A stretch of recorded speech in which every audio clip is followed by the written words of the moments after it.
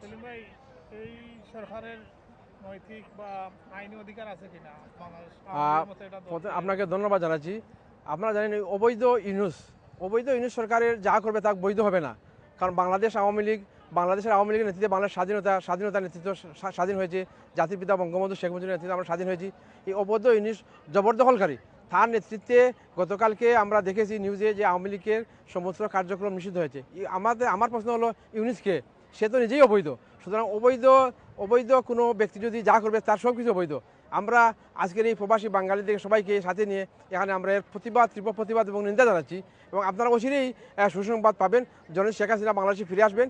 এই অবৈধ সরকার, তার রেজিম, তারা বাংলাদেশ থেকে পালিয়ে যাবে ইনশাআল্লাহ। যুক্তরাজ্য আওয়ামী লীগের উদ্যোগে আজকে এই আলতাবালি পার্কে হাজার মানুষের উপস্থিতিতে আমাদের প্রতিবাদ সভা।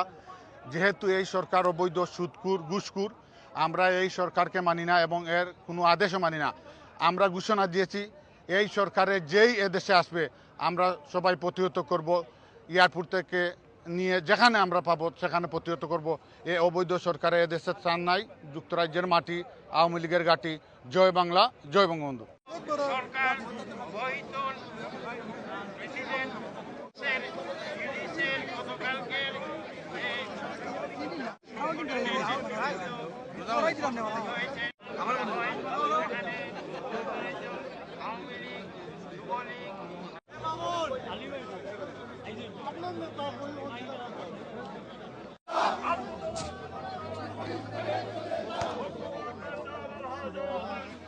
বক্তব্যের মধ্য